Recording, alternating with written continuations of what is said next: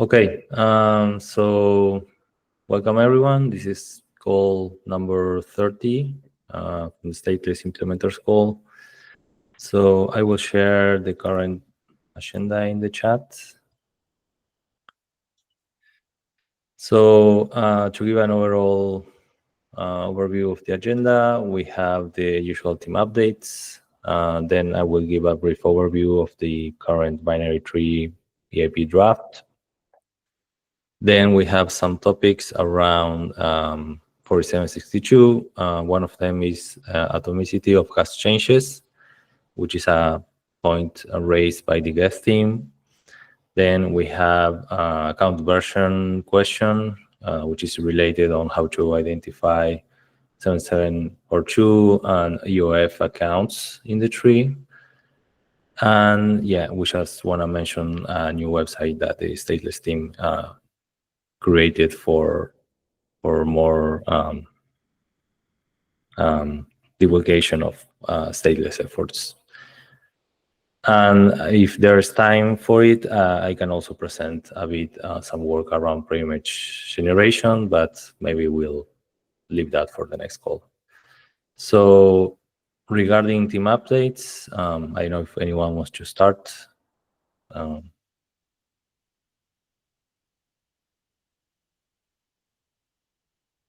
Can start with Ethereum JS. So in the past 2 weeks with recent developments, we've made some effort to implement an early binary trees implementation. So this can serve as a testing ground and also as an early implementation if we end up choosing that as a way forward. So the binary trees implementation is pretty much done. We should be able to get it finalized this week and merge it in the actual repo. And yeah, maybe Gajinder can share other updates, but I don't think we've done much in terms of the current Verkle testnet.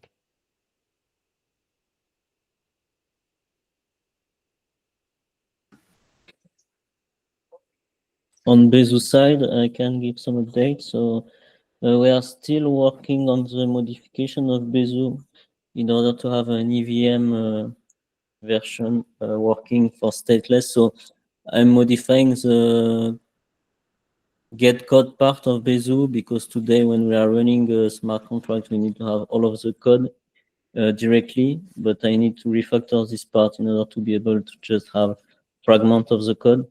I think it will be maybe the last modification in the EVM part before having a version of Bezu that can run with the stateless mode only for running. Thomas is also working on the proof verification. Maybe Thomas, if you want to share some updates. Yeah, nothing new under the sun. It's implementing the verification for the Verkle proof, which requires syncing a few libraries together. I mean, we have the native part and the Java part to sync, and there are some modifications on both sides, but it's not. It's on the way. It should be soon working, and we'll be able to integrate on the testnet. Yeah, I think it's all for Bezu.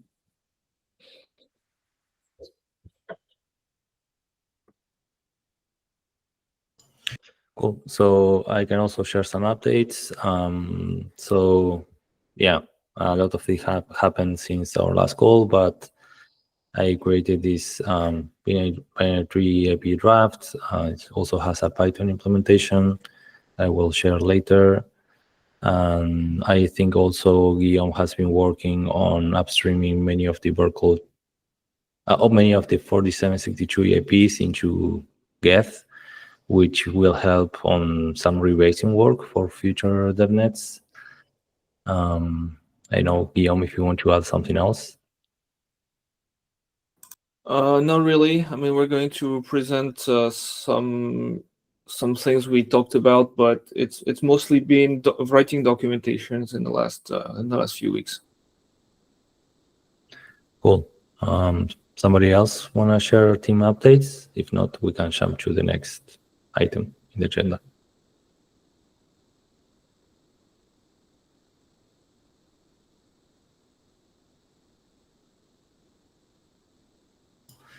Okay, so the next item is I will give some overview of this binary tree IP, which I guess a lot of people here already know about, so might not be entirely new. So I will share a bit the screen to help with the explanation. Give me a second.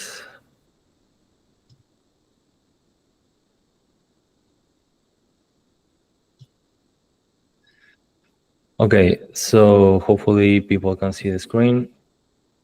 Let's start a bit with what is the motivation for this proposal, because it's quite relevant. So in the last year, there were some important news regarding, okay, so I will say that the motivation for this EIP falls probably in two main buckets. The first bucket is quantum security concerns started to raise a bit more, motivated by some breakthroughs coming from Google early last year, and that continued to happen later too last year.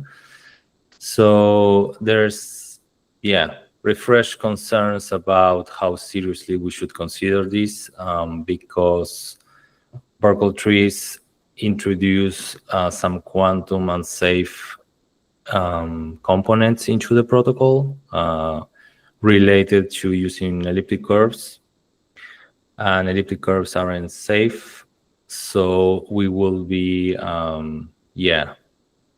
depending on the estimation on when quantum computers might become real, and this might be a real risk, maybe the return on investment of actually introducing Burkle trees in the protocol might not be the expected one. So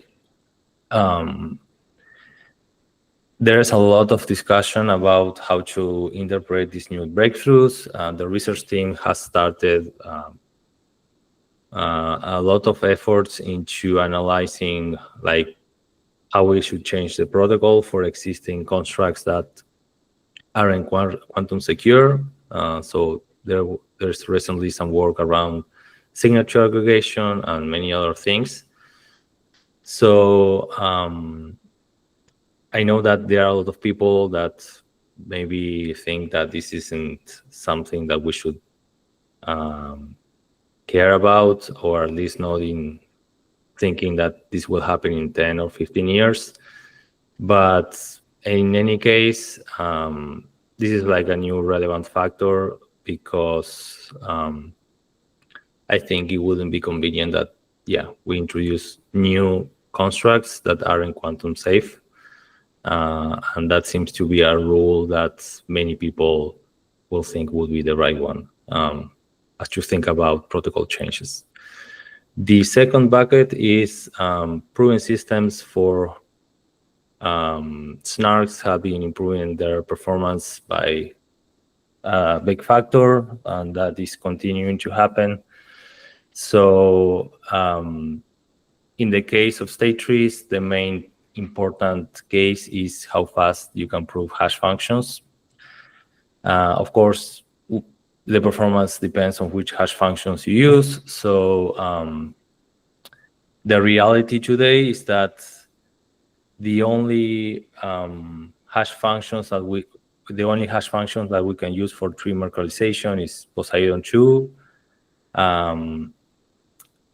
because it's the only hash function in which current proving systems can deploy can prove with a throughput that we need for layer 1. The complication here is that Poseidon 2 is not still considering secure for layer 1. There are many layer 2s that are using it for quite a few years. But well, layer 2s can take other kind of risks compared to layer 1. So the research team has launched some new efforts in trying to assess more formally the security of Poseidon 2, which you can see in this website if you are interested. This Poseidon Cryptanalysis Initiative. This is an effort that will probably take 1.5 years or 2. So there is still some time to really gain confidence. And yes, ideally is the hash function that we should use for a new state tree.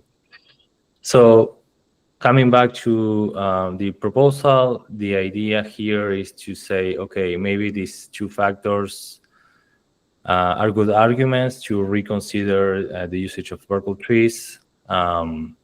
So what we can do as an alternative, and the most obvious option is using binary trees, which is not a new idea. Many years ago,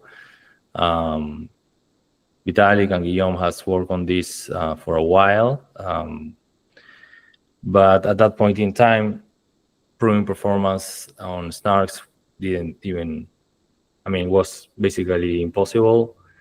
And the quantum concerns weren't really that important either. So yeah, that's how Burkle trees appear into the scene. So the idea of TCIP is basically pulling a lot of ideas from Burkle regarding how you encode data in the tree. So I think this diagram mainly summarizes how this works. So the idea here is that we do the same account data encoding into the tree, the same storage slot grouping, and the same code chunking as we did in Burkle. So the overall shape of the tree is the same.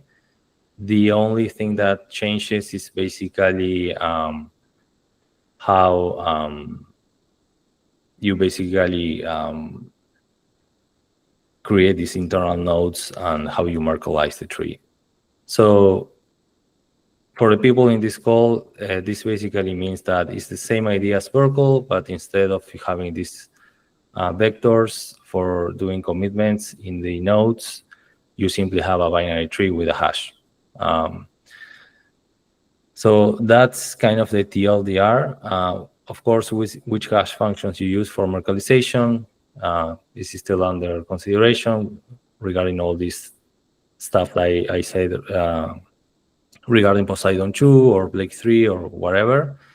But the good part is that you can implement this CIP just with an abstraction about the hash function. And if we want to start with Blake 3 because that's easier for clients, because in every language we already have implementations of that, we can start that way. And if later we figure out that Poseidon 2 is secure, doing that change in the AP should be rather simple and won't have like a big impact in existing implementations. So this is mainly to say that all these Poseidon 2 evaluations shouldn't be blocking anyone trying to make progress on this. So basically, yeah, you use the new hash function for Merkleization. I use the hash function for the tree key generation, which creates these stems as we had in Burkle. That's kind of the same. And in the stem, you basically encode 256 values in a vector.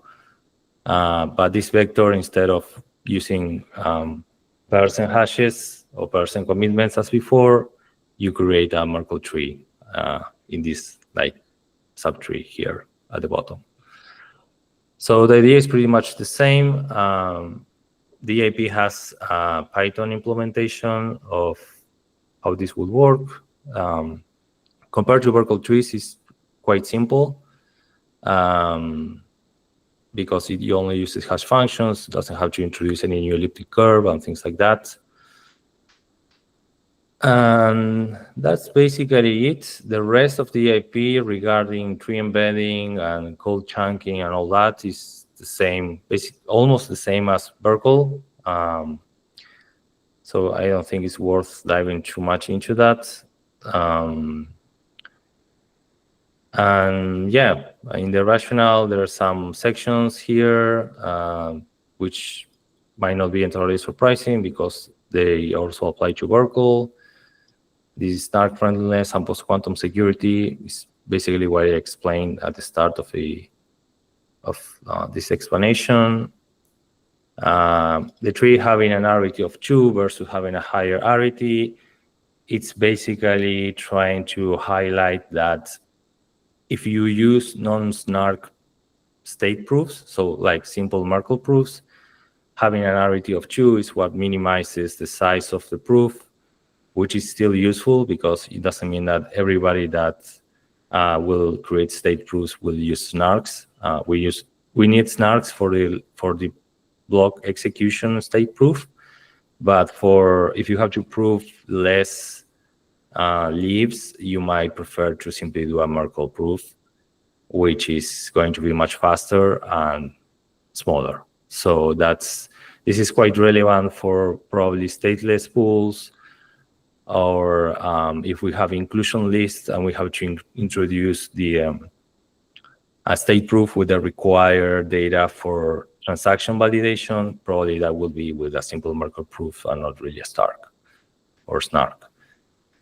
And also there's a small section regarding how state expiry could work in this tree, and that mainly depends on what state expiry strategy we have. But if we try to apply EAP 7736 to this tree, we can still make some changes to the design such that we can apply that same idea that worked for Berkel.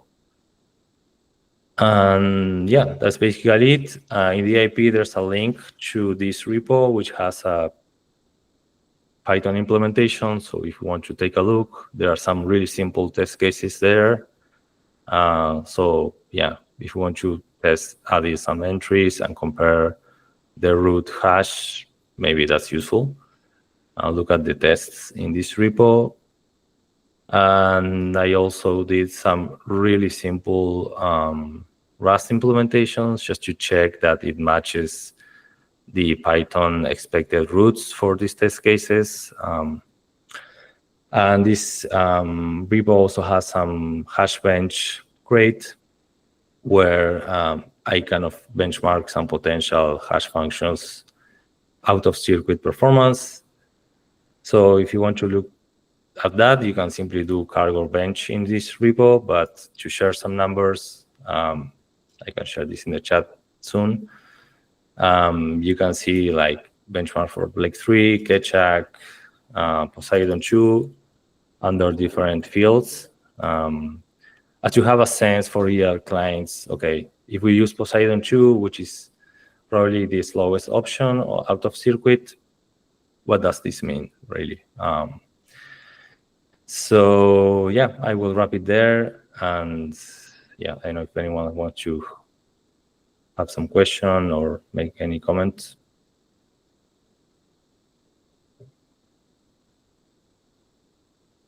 Yes, Milos. Is it safe to say that we are not shipping Worklet and that we are actually going with binary trees, or is that still not fully decided? Right, that's an excellent question. So unfortunately, the answer isn't 100%. I mean, we cannot really know for sure. My opinion around this is Berkel has lower and lower chances of happening. To really reach any meaningful conclusion, I mean, we will need some ICD discussions about this. But I would say that also depends which other L1 changes we do in the protocol before a state tree conversion. Because if we include other changes like delayed execution payload execution and other things, there are two things there. The first one is as more time passes before we do a state tree change, the clock is ticking for Burkle and quantum risks, because more time passes and the risk of a quantum computer happening gets closer, so the return on investment is quite inconvenient. And the other thing is that having more time to create the proofs makes even more viable to use snarks for state proofs compared to today, where you have like 1 or 2 seconds to create the snark. If we do all our changes in the protocol, maybe you have 7 or 8 seconds, which is a huge difference. So yeah, my summary would be that most probably binary has higher chances than Burkle, but yeah, of course, I cannot really say for sure because it depends on what the community decides. Yeah, Guillaume. Yeah, just to add, so while I'm not going to disagree with you, like binary does have these days more chances than Verkle. Verkle is still the only option that works currently. Like binary assumes some progress in terms of proof performance and things like this, or a complete redesign of core parts of the protocol. So currently, while like what Ignacio was saying, it's pretty easy to implement this EIP. It's not that different from the Verkle design. I think it's still currently the smartest thing is to be cautious. Although, yeah, like I said, no denying there's a lot of momentum behind binary trees, but simply don't forget currently there's no proofs, no clear winner in terms of proof system. So that means if you implement binary trees today, you're stuck with Merkle proofs, which are much larger. So yeah, I would say currently the best option is to wait and see. That's that's the best way you can put it, I think. Yeah, and I want to add something that I think Gajinder is trying to highlight. So the EIP doesn't really introduce any enshrined proving system, and I think the main goal would be to not really do that even. So yeah, I think for binary trees, while it's true that today we don't have the required improving performance unless we use Poseidon 2, of course. Maybe it's not something that important, because I mean it kind of depends when the state tree change happens, right? If it is happening 1 or 2 years, well, that's like 1 or 2 years of time to really make that happen, right? But I agree that if someone asks if we deploy this tomorrow, is this a viable option? The answer is no. But it seems pretty clear that changing the state tree in the next fork or the other probably won't happen. So yeah.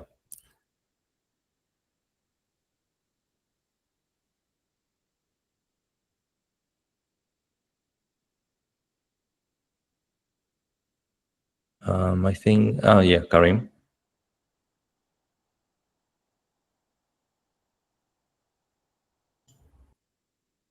Well, he lowered his hand. Sorry, could you hear me?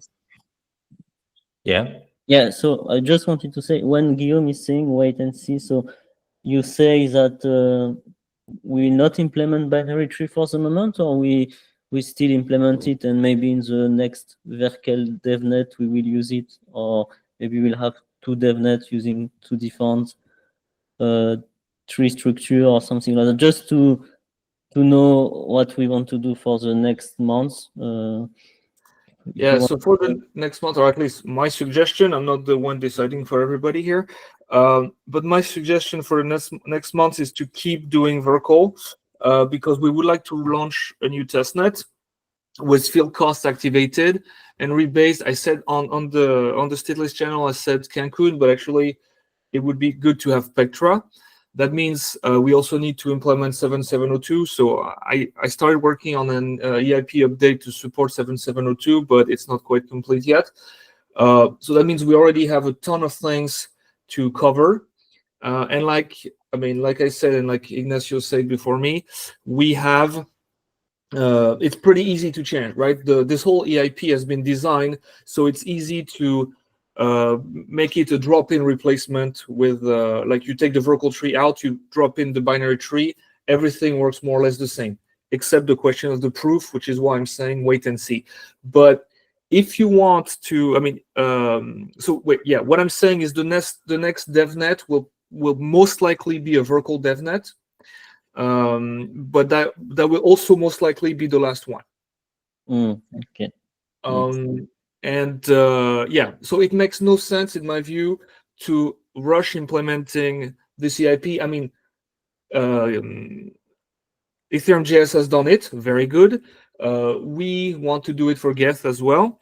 But I would say currently, in terms of pure interop and everything, I think it's not the most urgent thing, because if we rush and choose something as the proof system, we will probably have the rug pulled underneath us again. So I would suggest just waiting out for the whole Poseidon question to settle, because if we use binary trees, what hash function are we going to use? Poseidon, Blake 3? We don't really know at this point. What proof system are we going to use? Are we going to use some form of Circle Start, some form of Binius, some form of we don't know what? Okay, do we even bother attaching the proof to the block? There's plenty of open questions. So I would say currently, in the spirit of stability, I think keeping Verkle for the next DevNet and figuring out the other questions that will necessarily arise given the complexity of the change. Yeah, like we keep Verkle, and then we take our time to design finish getting all the other details of the EIP right, and then we do so hopefully this year. But yeah, it would be better to just not, like I said, don't rush to, don't drop Verkle from your code base just yet, because yeah, it might come back and be useful. Unlikely, but it's definitely going to be useful for the next DevNet. Okay, thanks. Right. So as a summary, it is worth highlighting that the state tree is quite independent from 4762. So and also the state tree conversion, right? Because the state tree conversion efforts, it's independent of the target tree. So actually, there's a lot of stuff that we will keep anyway, and we can still make progress. So as Guillaume said, like the next DevNet is probably trying to target implementing field costs of 4762, which is independent of the state tree. And we can also work on the state tree conversions, DevNet, which is also independent for the state tree. And whenever we want to implement binary, we can actually use Blake 3 without proofs in the blocks. And we can still make a DevNet for that. So that will make a lot of sense without being blocked by those things too. We can later switch the hash function. Because yes, the Poseidon 2 thing, apart from the security, we have to decide on some particular finite field, which I know there's like another rabbit hole there, but it shouldn't be hard to really make that change. So we can actually create a DevNet for binary without proofs and like 3, and that would be pretty good. Okay, so the next item is, I will stop sharing the screen. The next item is this atomicity when charging gas costs in 4762. This was a concern, a proposal from the Geth team. So maybe Guillaume, you want to present this topic? Sure. I will also share my screen because I slapped together a quick presentation. Is that the one? Yes. Okay, so to give you some context, I've been, like Ignacio said earlier, I've been trying to get the gas cost into Geth Master. So I'm getting close to this, but there's been some useful feedback that came back from the Geth team, and they were asking for a change that, in my view, makes complete sense, or at least if it doesn't make sense, I completely lost the reasoning behind it. And so I'm going to explain what we do currently using this these slides, which hopefully are understandable, even though they were done 5 minutes ago. And the way it happens is, imagine you have a witness right at the beginning when you execute an. Imagine you're executing an instruction that is accessing two fields, like the basic data and the code hash. Imagine, I mean, at the beginning, the witness is empty, which is why you have something that says witness with an empty bar. And what you do is you start with the initial value of gas, which I call gas zero, and you check if it's more than 2100. If it is more than 2100, then you compute the new value for gas one, which is the old value of the gas with gas zero, to which you reduce from which you subtract 1900 for the branch access, and 200 for the trunk or leaf access. So this value should be familiar to everybody. Ask me to explain if it's not. And then if you have enough gas, basically you go on, right? If you don't, you revert. So the gas is set to 0, you consume it, and you revert. So that means your end witness is empty. Like your witness will not contain anything in it. Now, assuming everything went right, you add the basic data leaf to the witness, and then you go again. You check if the gas that you have is more than 200. You already opened the branch, like the group. So now accessing a new chunk is only a 200 gas cost. If you do have this gas cost, then you subtract 200 from your gas pool, and you continue. If you don't, you revert and you set your gas to 0. You consume the leftover gas, which is less than 200, and you revert. And so the final witness, if you do this, will contain the basic data, but will not contain the code hash, which is basically what we want to get rid of. Now, if everything went fine, your final witness contains the basic data and contains the code hash leaf, and you continue with the gas that goes subtracted in 2 steps. So the total value is what it was before the start of the instruction, minus 2300. Now, what we want to do is make this atomic. So remove the middle step. So what is proposed is that from the start, you check if you have the 2300 available. If you don't, you revert. And if you do, you subtract 2300 from the initial gas, and then you have directly the 2 values in your witness, and you return still the same value as you would have before in case of a successful of a successful execution. But there's only 2 possible ways the witness changes. Either it does not change at all because you have a revert, or it changes with all the leaves in an atomic way. I think it's actually much simpler. At least it would simplify the Geth code base a lot. I would like to know what you think of this. Like, did I forget something? Like, is there a good reason not to do this? Tanishk, I know, said it was going to be more complicated in Nethermind. I'm quite curious why that is.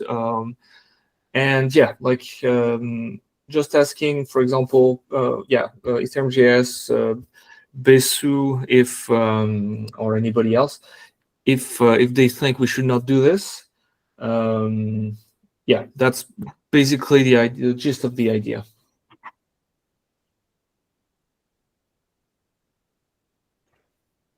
Yeah, Tanishk? I have a question. So this is just for like a single subtree, or let's say, like, for example, for right now we don't charge like gas for transaction, like sender and receiver. But let's say there's a case where there are 2 addresses, and you address what, like for one address there is one subtree and the other address is another subtree. So do you want to charge everything atomically or just for one single subtree? I didn't Right. get that. So yeah, no. So it's not everything atomically, and a notable use case for what you describe, I think, is the create, right? Because in the create, you first touch the account in read mode, and then you touch it in write mode, and then you deploy the code.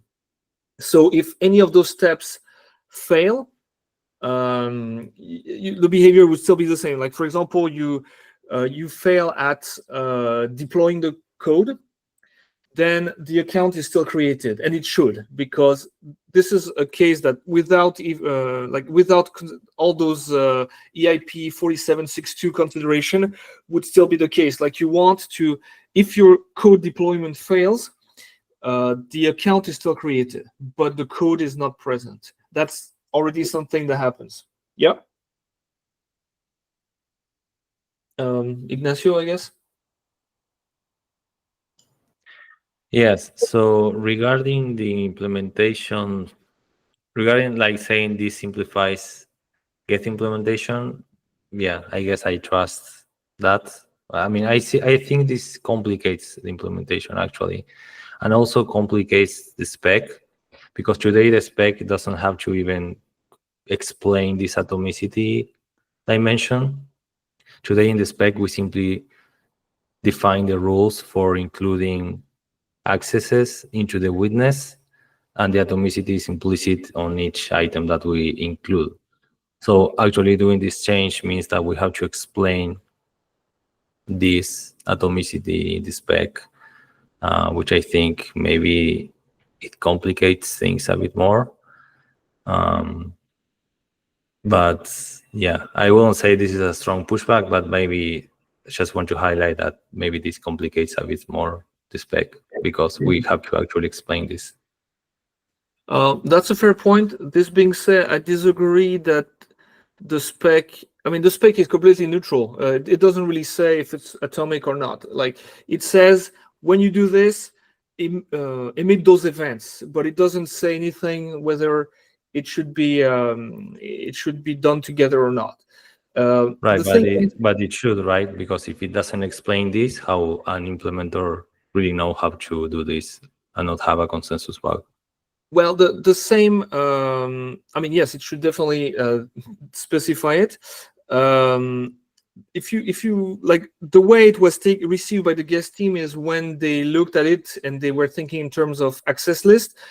In the model of access list, which is first you ask for everything. Of course, there's no such a granularity, but the idea is that first you check the gas, and then if you have this gas, you add it to the access. You add the account as a whole to an access list. If you don't have this gas, well, you don't add the account to the access list, and that's it. So I would say it's an interpretation that makes sense from the point of view of someone who has never dealt with EIP 4762, but did deal with access lists. So that's yeah. I mean, my interpretation of the EIP is as it currently is, but I can totally see why the rest of the guest team looked at it and said, well, yeah, this is how we understand it. So I agree it should be specified, but I don't think it complexifies the EIP. I think either way, whatever we choose, it needs to be clarified in the EIP, basically. Yeah, okay. I mean, I think at this point that you say about not having enough gas and then adding whatever you wanted to add is actually a rule that we already have, right?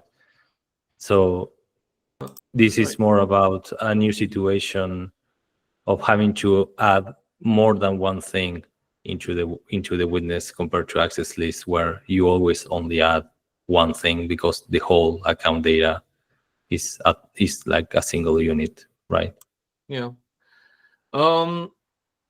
Yeah. Okay. I mean, you might be correct that it's actually harder to implement. It was just a discussion between me and Gary and other people, Martin, I think. I could implement it and figure out if it is indeed simpler. Yeah, maybe it's just simpler to review. Maybe it's not going to be. I would need to dig and actually come with a line-by-line proof that this is simpler. I was just maybe curious to, I mean, okay, fine. I need to dig into this, but Tanishq, I'm not sure if you understood what I meant, like in terms of granularity, basically. Is that clear? Or yeah, maybe a way to rephrase it before, sorry, before you answer, is to say if a bunch of keys are accessed together in the spec, then that's the level of atomicity. But in the case of create, you have 3 steps. Those remain 3 steps. So in your ideal example, if you touch 2 accounts, you would have everything concerning an account as an atomic operation, and then everything touching the other account as another atomic operation, but you would still be able to fail in the middle of those 2 things, because those are 2 separate axes, if you will. Is that clear? Or Yeah, that clears my question. Cool. But the reason I was saying this will be more complicated to implement in Nethermind, specifically I think in Geth as well. Like for example, if you take a case, let's say where you execute code copy, and you are copying a huge chunk of code, then like doing this atomically means that you need to have like 1 copy of data where like you are checking that all the chunks are accessed and you have enough gas, and then you add those chunks to the not access list, but the witness list that we maintain. So that part is what I meant by it being more complicated. But again, like it's not a blocker from Nethermind side as well. Like we can obviously implement that if we agree to do this atomically. Yeah, so you're right. In the case of the code copy, if you copy a huge chunk of code, I mean, yeah, I guess you would not copy any of the code to the witness while paying a significant amount of gas. Yeah, I would say that feels unfair, but I think it would be simpler. I might be wrong. I need to implement it. My feeling is that it would be simpler, but it would be a bit unfair. That's true.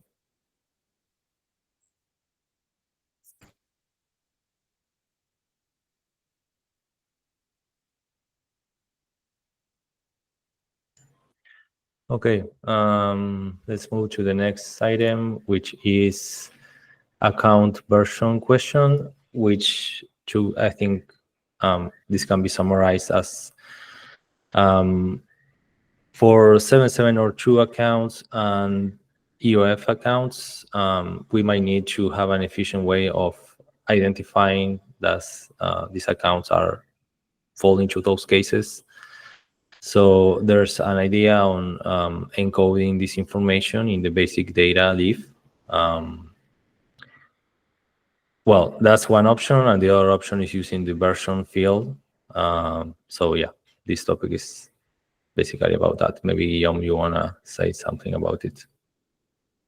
Yeah, not much than what you already said. I think the people we talked to so far, which was mostly Dan Crud, agree that this should not be, we should not use a version field, but I just wanted to run it by other people to figure out if you guys feel that for EOF or even for 7702, we should use an account field, like set a new account version, like 1 or 2, like for example 1 for 7702 and 2 for EOF. There's a good argument not to do this. I think I'm pretty much in line with the argument we should not do this. We should just use the account hash or something else to identify it. But I wanted to know if there were people disagreeing with this.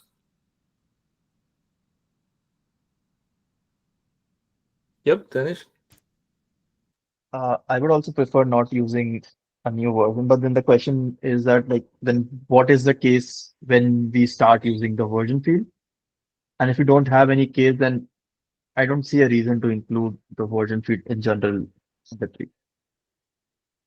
So what would be the use case? It's a very far long-term use case, might never happen, but it would be, for example, using a different type of execution engine. Like if you have the native rollup thing, using different virtual machines or no virtual machine at all, for example, RISC-V Or I mean, yes, most people will still run RISC-V in a VM, but theoretically you don't have to if you're running on a RISC-V hardware.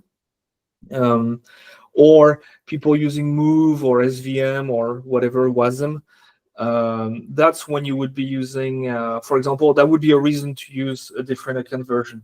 Or if we start having account types that are markedly different, anything to do with account abstraction, and I don't mean 7702 account abstraction, which in the grand scheme of things is a bit of a hack. You just say, well, we're setting the code a different way, but you're not fundamentally changing the way account works. So think of it as a major upgrade to the account, like the way Ethereum sees its accounts. That's what we would be doing, or maybe changing the signature scheme or whatever. This kind of a change, something to do, for example, with quantum resistance, flagging that an account hasn't been converted to a quantum resistant type of thing. So this is when we would do it. So this is why we have the versioning, and it's true that changing the way the code is interpreted is not a major change compared to all those things I just described. So that's when we would do it. Okay, that makes sense. I think then we should not use the version field for this. Yeah, another way to explain this, at least from my perspective, is the version field explains how to interpret these 256 values in the vector. So it's basically that, like, version 0 means that the first item is basic data with all this encoding in the CIP, and the item 1 is the call hash. But if in the future we want to have other kind of interpretation for account stems, let's say, we should actually use the version for this. So I see more like a tree semantics versioning, not really like encoding data to identify accounts, which is more like an more up into the stack requirement.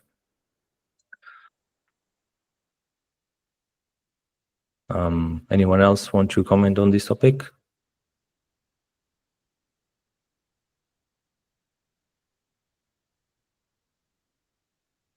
Okay, so the last item in the agenda. I think there's a question by Josh, but I don't quite understand it.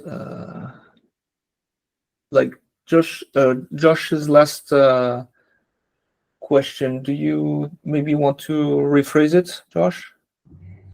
Yeah, sorry, I was just confirming that we would have to do another migration if we shipped, let's say, Blake, and then a year later decided to ship Poseidon. Yes. Cool. Just making sure that I understood that correctly. There's no way to get a similar complexity to the initial migration. Yeah, I mean, the idea wouldn't be to actually do that. Right. All this Blake 3 versus Poseidon 2 is a decision that we should make before actually deploying binary trees to DevNet. Yep. To testnet, I'm sorry. Got it. Cool. Thank you. Yeah. Okay, so the last item is a new website from the Stateless team that we wanted to share. I know, Guillaume, you want to say something about it. If not, we can share the link. Yeah, we could also share the link. It's actually stateless.fyi, or we also have okay, Ignacio did it. We also have the WTF version if you prefer to go this route. And yeah, we just want to expand this page over time. We're actively working on it, in fact, but we got the feedback that people don't really understand why stateless, why should we care about this. So we wrote a first summary of that, why people care about stateless Ethereum. It's meant to expand. We want to use more items from verkle.info, which is still running, but hasn't seen a major update in a while. It was updated, but by small patches, and we want to expand this. But if people keep asking you why, or even just ask you once, why do we care about stateless? Why is it important? At least this is going to serve as like a small rationale for this, which will expand over time. So yeah, if you want to make comments on this, please give us some feedback, knowing that there will be a major, like I said, a major rewrite. So it's always useful to get early feedback, so that we can integrate it in the rewrite. Yeah, Ignacio, did you have anything else to add? No, not really. Oh, and we also have a new Twitter, but yeah, I'm not logged in, so I can't show it. Maybe Ignacio, if you're logged in on your computer, you can. But we have also a new Twitter account, and our handle, I will type it right now. It's Stateless. Okay, Ignacio just did it. Again, thank you. We have created an account to help with the advocacy of Stateless. So we also want to keep pushing things. So please give us a follow if you haven't. Most of you should be followed already. If we forgot, let me know. And yeah, that's pretty much it. That's going to be our main communication channel for the months to come.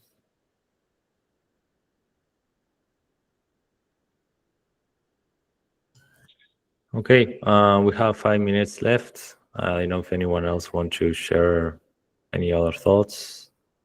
If not, we can wrap it up.